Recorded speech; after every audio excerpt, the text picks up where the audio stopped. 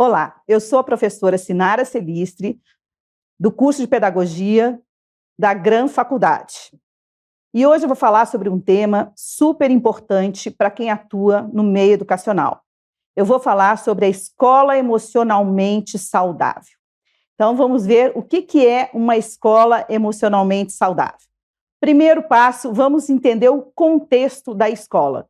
Qual é o papel da escola, tanto na formação do estudante, como para a sociedade, o seu papel social. Então, vejamos aqui na apresentação qual o contexto da escola na vida das pessoas. O primeiro ponto é entender que a escola é o primeiro e mais importante espaço de interação da criança com o mundo externo.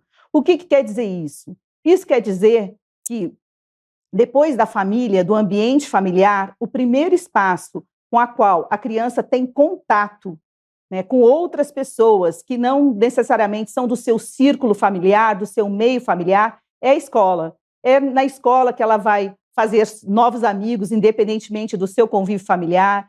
É na escola que vai aprender novos limites, vai aprender novos valores, vai aprender a conviver com outras pessoas e interagir. Então, nesse sentido, a escola tem um papel fundamental no processo de formação do sujeito como uma pessoa integral. Não é somente o papel da escola ensinar um conteúdo curricular, ensinar os conteúdos de uma disciplina, mas esse papel vai muito mais além que isso. Então, dessa forma, vejamos aqui como é importante esse papel da escola.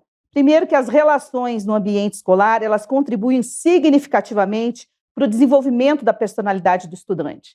Então, na medida em que a criança entra nesse novo meio, começa a interagir com novas pessoas, com diferentes culturas, com diferentes formas de ser das outras pessoas e aprende a conviver, ela está se formando como ser humano. Então, a escola é espaço de humanização.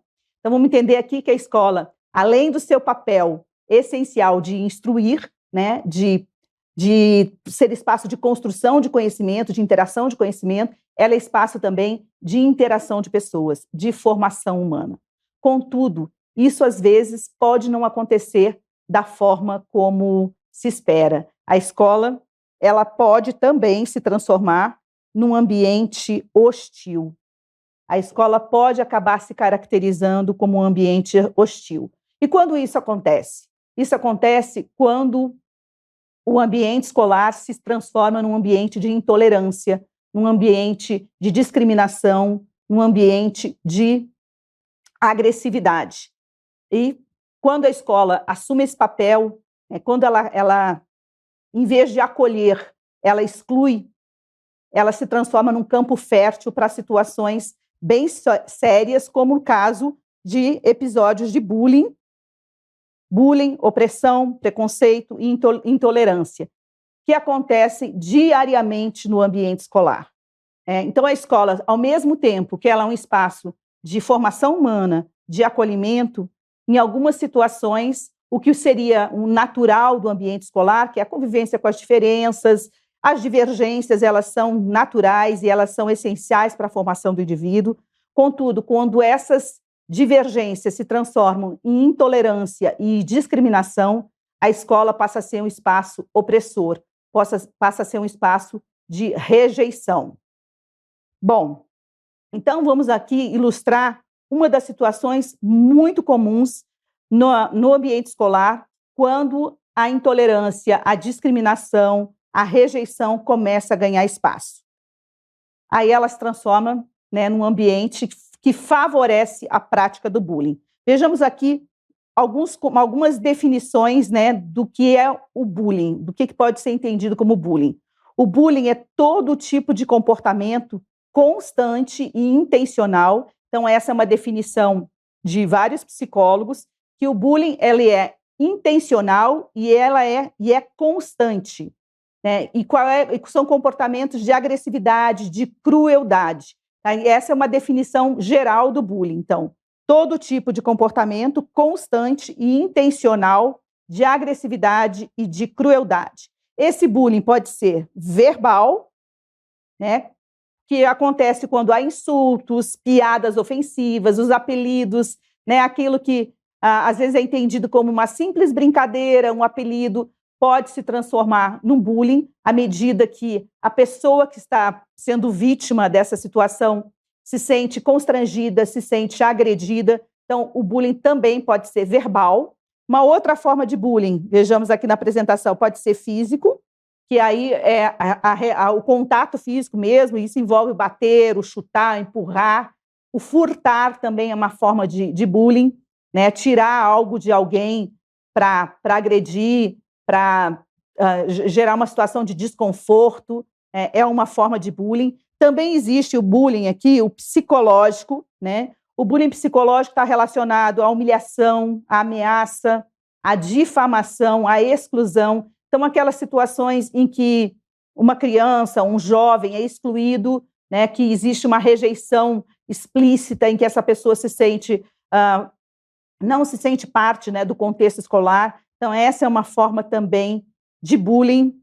A outra forma de bullying é agressão sexual. Essa agressão sexual, o bullying de caráter sexual, envolve o assédio, a insinuação, o abuso e até uma situação mais grave de violência, da pessoa ser violentada sexualmente. Então, essas são algumas formas de bullying, né, verbal, físico, psicológico e sexual.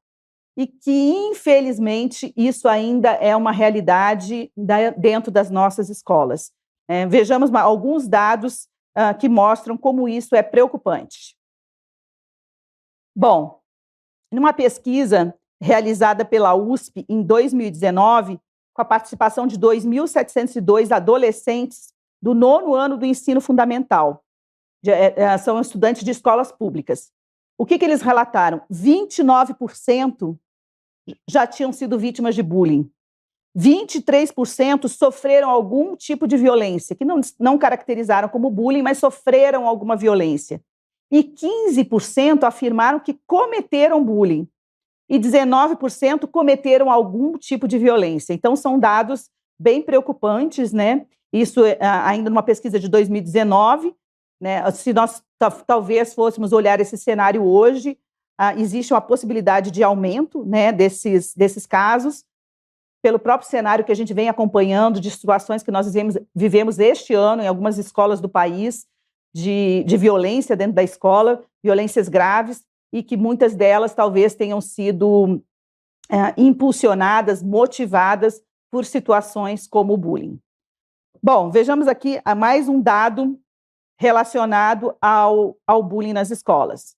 1 em cada 10 estudantes brasileiros é vítima de bullying, geralmente no ambiente escolar. Isso é um dado do PISA de 2015. E 28% das instituições que ofertam os anos finais do ensino fundamental identificam semanalmente situações de intimidação ou bullying entre os estudantes. Esse é um dado do INEP de 2018. Então, vejam só que esse é um dado, esse é um contexto preocupante, né? Visto que a escola, como eu falei lá no início, ela deveria ser espaço de acolhimento, uma vez que ela tem no seu compromisso também a formação humana, a formação integral, entendendo nessa formação integral não apenas maior tempo dentro da escola, mas uma escola que olhe para o ser humano na sua totalidade e também que não são apenas os professores ou os profissionais da escola que são responsáveis pela educação e pela formação das nossas crianças, dos nossos jovens, né? As famílias são responsáveis, a sociedade como um todo é responsável. Bom, vamos verificar aqui algumas consequências do bullying. Uma delas é a queda no rendimento escolar. Vejam só, muitas vezes aquele estudante que começa a ter um rendimento mais baixo, de repente as notas começam a cair, começa a demonstrar um desinteresse, é interessante investigar quais são as causas disso. Não necessariamente são problemas de aprendizagem ou problema relacionado à compreensão, né, do conteúdo em si, mas a causa dessa queda de rendimento pode ser, sim, uma situação de bullying. Outra consequência é o isolamento social. Essa criança ou esse adolescente se sentir isolado, se sentir fora de um contexto, e com isso ter outros problemas emocionais, né, não se sentir parte da escola, e, consequentemente, também vai afetar seu interesse nos estudos e seu rendimento. Outra consequência é a agressividade. É muito comum que as vítimas de bullying acabem também criando situações, também sendo, né, motivadores de bullying com outras pessoas, né? Isso também pode acontecer. Essa pessoa pode ficar mais agressiva, pode ficar irritada, né, mostrar situações de irritação, dificuldade de convívio com outras pessoas. São comportamentos muito comuns entre as vítimas de bullying. Bom, aí quando avança, né, em todas essas questões, houve uma queda no rendimento escolar, o isolamento social, a agressividade, também outra situação é a distorção da autoimagem e a baixa autoestima. A pessoa começa a ter uma visão negativa de si mesma, a sua autoestima tem uma queda, a pessoa passa a não gostar de si. Então, todas essas situações, todos esses elementos podem levar, então, ao abandono escolar, né? O abandono escolar, que acho que seria uma consequência de todas essas consequências que vieram anteriormente, né?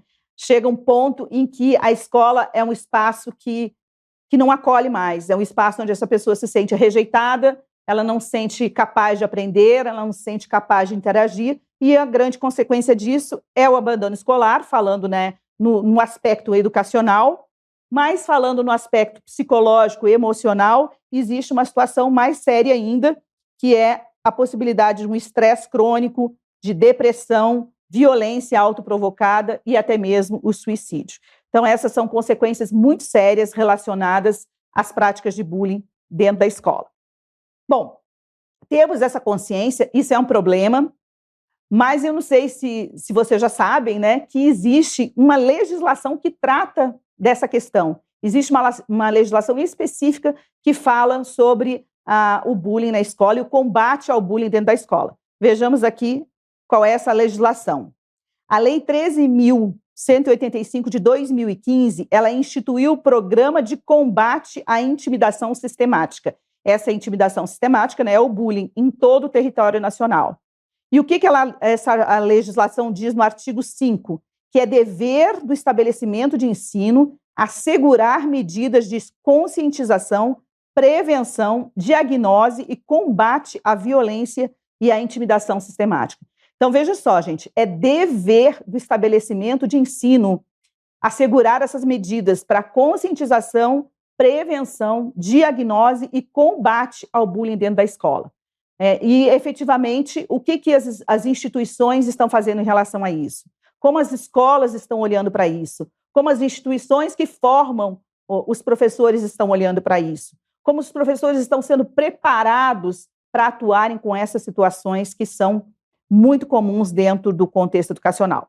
Bom, vejamos ainda em relação à legislação, que outro aspecto que ela traz.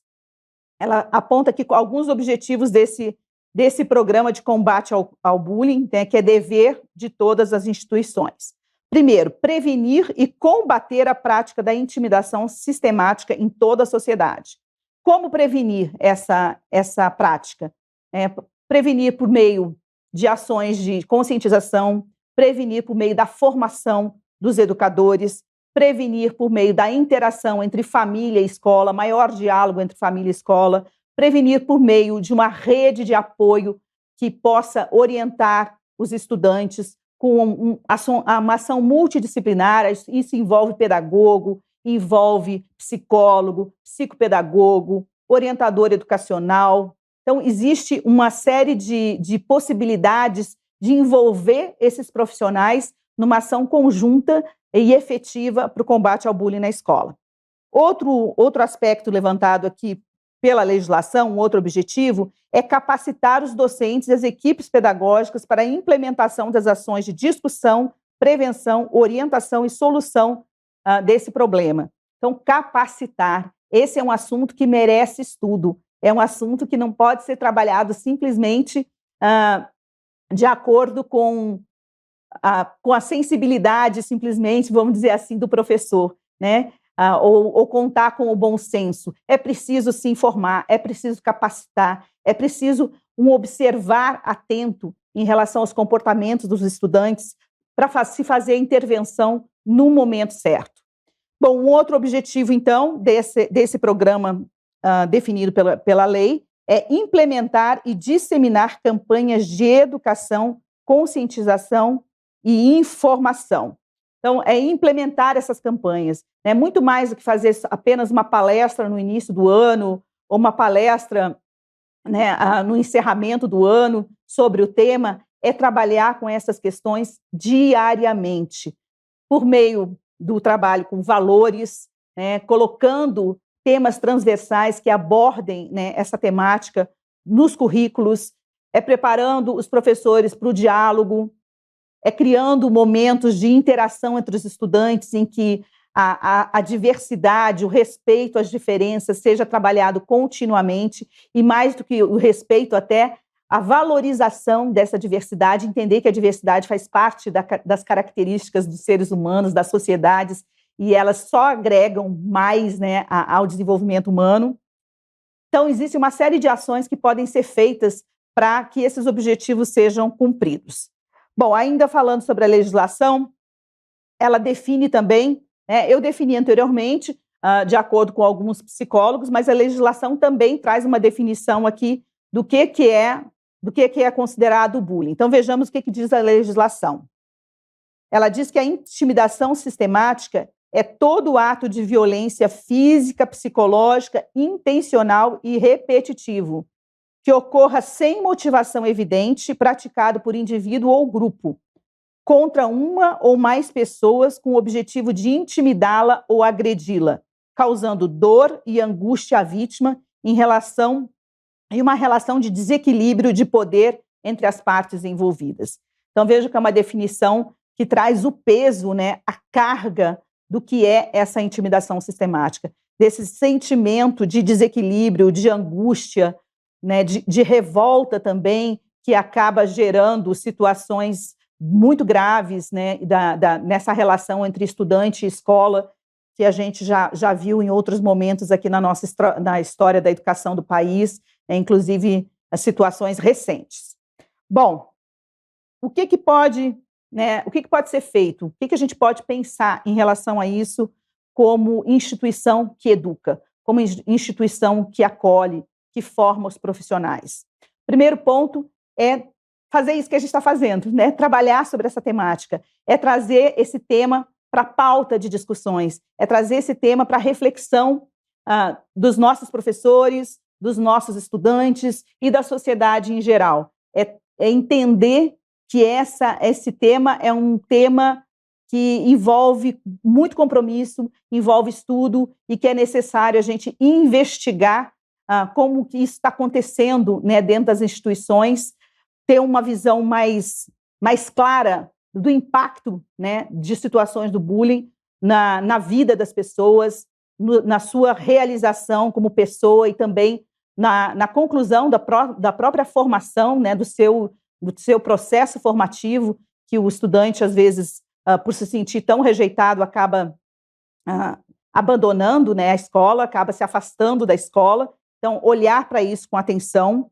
pensar em ações de formação dos professores, né, isso trazer para a pauta da formação dos professores, trazer para a pauta das escolas, para então a gente começar olhando aqui na nossa tela, né, a incentivar os estudantes a construírem os seus próprios caminhos para a superação dos desafios. Então, esse é um ponto que deve ser considerado. Preparar esses estudantes, né, criar situações para que eles tenham uma estrutura, né, emocional para lidar com essas situações. É claro que a escola sozinha não vai fazer isso, né? A escola não tem esse poder de sozinha resolver essas questões. Esse é um trabalho em parceria entre escola, família e sociedade, e também poder público, né, que tem que estar atento a essas questões. Então, são diferentes olhares e diferentes formas de atuação para tratar dessas questões, que são de extrema relevância, né, para para a sociedade de modo geral, porque se a gente for pensar, né, as nossas crianças, os nossos jovens, eles é que são, né, a garantia desse nosso futuro, eles é que têm esse papel de dar continuidade, né, a tudo que a gente pensa nessa sociedade, a tudo que a gente busca. Então, esse estudante, ele tem que se preparar emocionalmente para lidar com essas situações, mas ele também sozinho não vai conseguir isso, né? Ele precisa de uma rede de apoio, ele precisa contar, né, com as pessoas com as quais ele convive, né, com as instituições com as quais ele convive também, a família e a escola principalmente, e ter uma relação de confiança. Esse é um ponto que é bem importante aqui, que me faltou a palavra. A confiança. Nós fizemos também uma pesquisa há um tempo atrás, pensando já nessa temática, com um grupo de estudantes, uma pesquisa espontânea, e muitos dos jovens, eram adolescentes que responderam a essa pesquisa, eles responderam que eles não buscavam ajuda na escola quando eram vítimas de bullying ou algum tipo de violência. E quando questionados por quê, algumas das respostas foram porque eu acredito que não vai dar em nada, eu vou lá, vou falar e nada vai acontecer, nada vai ser resolvido. Outra resposta também foi, eu tenho vergonha de falar sobre isso, né, eu vou demonstrar fraqueza, né, eu vou mostrar que eu sou frágil, que eu sou fraco. Então, essa relação de confiança, ela é essencial para a superação de práticas de violência dentro da escola, né, em especial do bullying. O estudante precisa confiar, ele precisa acreditar que a escola vai olhar para ele e vai fazer algo em relação a isso. Senão ele se sente mais exposto ainda, né, porque além de sofrer a própria violência, ele ainda sofre uma espécie de descaso, né, com o seu problema, né, de desinteresse com o seu problema. Então, esse é um ponto de atenção que é para incentivar esses estudantes a construírem seus próprios caminhos, não significa simplesmente, né, prepará-lo emocionalmente, né, que ele consiga lidar com essas questões individualmente, mas que ele se sinta amparado, que ele sinta que ele tem apoio, que ele sinta que essa rede, né, de apoio vai lhe fortalecer e vai ajudá-lo a resolver a situação. E é claro que resolver a situação não é simplesmente castigar, né, quem comete bullying, não é simplesmente repreender, porque quem comete bullying muitas vezes também foi vítima de bullying, isso pode acontecer também, e isso tem que ser considerado. Entender por que aquela criança, ou por que aquele adolescente comete o bullying, né, e tentar trabalhar também, tentar não ir trabalhar também com essa pessoa, né, trabalhar também com essa criança e com esse adolescente, ao mesmo tempo que trabalha com a vítima, né, porque tem que entender o processo na sua totalidade, né, entender o fato na sua totalidade, e não apenas um aspecto ou outro.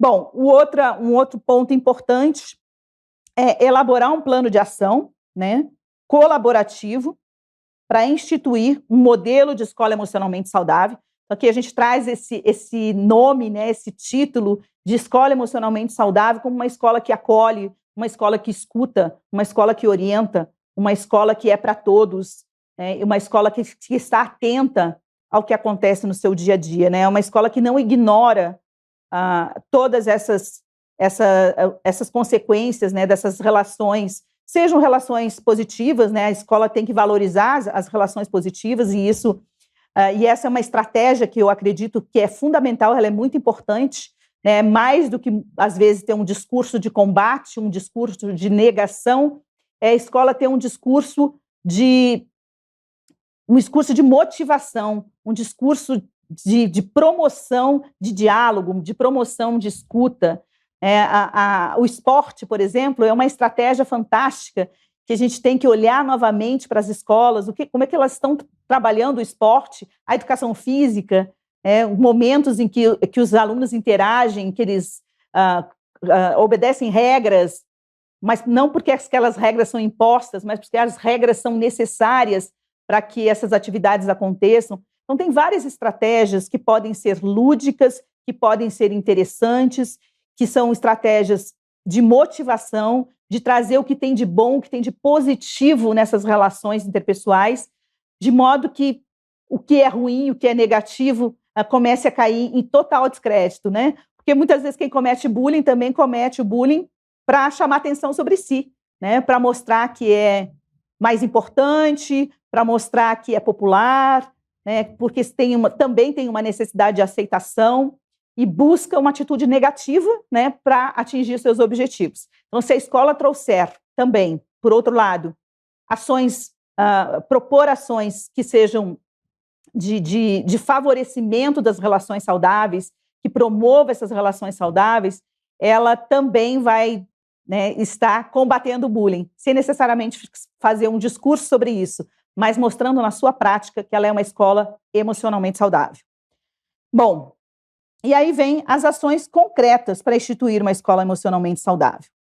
O que são essas ações concretas? Alguns exemplos eu já dei aqui, né, de a gente pensar em atividades que promovam a interação, que promovam o diálogo, que favoreçam o acolhimento, a diversidade, o respeito à diversidade. Ações que de fato promovam o resultado efetivo, né? Porque é muito comum, e a gente vê isso, acontece, e é claro que tem seu valor, né, que se façam palestras sobre isso, que se distribua algum material sobre essas questões, mas uma escola emocionalmente saudável vai muito além do discurso. Uma escola emocionalmente saudável, ela não simplesmente proclama a sua intenção de ser saudável, ela adota medidas concretas para que ela seja, de fato, uma escola saudável. É uma escola que promove ações no seu dia a dia, desde o momento que o estudante entra na escola, da forma como ele é acolhido, né, por quem recebe na escola, pelo professor na sala de aula, pela forma como as situações de conflito são tratadas dentro da sala de aula, pelo olhar atento às reações dos alunos, né? Esse olhar atento, por que um estudante de repente mudou de comportamento? Por que alguém que era falante, interagia, de repente está quieto? Por que esse estudante está faltando tantas aulas? Por que o rendimento está caindo? Esse olhar atento, ele faz toda a diferença. Só que esse olhar atento, ele não pode ficar no sentido só da boa vontade. A escola tem que orientar os seus profissionais em relação a isso. A escola tem que ter isso como um objetivo, né? Ela tem que ter como objetivo ser emocionalmente saudável. Ela tem que ter como seu objetivo ser uma escola acolhedora, um espaço de convívio, né, com a diversidade, com as diferenças, de acolhimento a todas as formas de pensar, né, e de ser. As pessoas pensam diferente, agem diferente, a escola tem que estar aberta para isso, porque a escola é para todos. Se a gente fala numa escola integral no sentido da formação do ser humano integral, e integral no sentido de olhar também as inúmeras formas de ser, né, que existem dentro da escola, que coabitam na escola. E na escola a gente tem, né, uma riqueza de universos, né, que convivem diariamente, que estão diariamente nesse espaço escolar. Então, a escola tem que concretamente pensar nessas ações. Eu diria que um ponto de partida é trabalhar com esses profissionais, os profissionais trazerem para a pauta das discussões, isso pensando na escola no seu dia a dia, trazer para a pauta da discussão da escola essas questões, não deixar passar em branco, realmente ser um tema de relevância.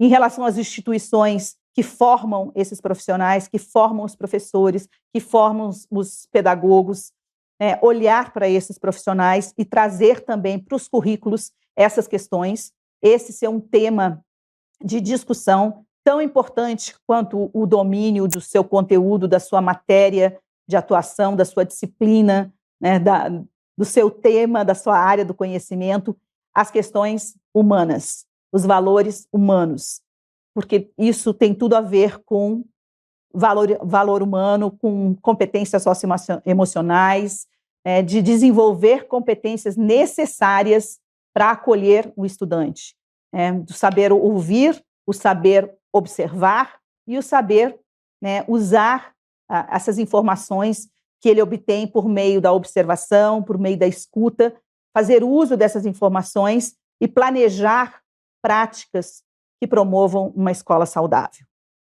Bom, aqui eu termino, né, essa nossa live com um trecho aqui da própria BNCC, né, que fala sobre isso, né, que fala um pouco sobre uma outra linguagem, mas traz também aqui esse conceito de uma escola emocionalmente saudável, que é promover uma educação voltada ao seu acolhimento, reconhecimento e desenvolvimento pleno nas suas singularidades e diversidades. Se a escola conseguir cumprir isso, a escola estará, né, caminhando na direção para ser, de fato, uma escola emocionalmente saudável. Fico por aqui, gente. Até uma próxima.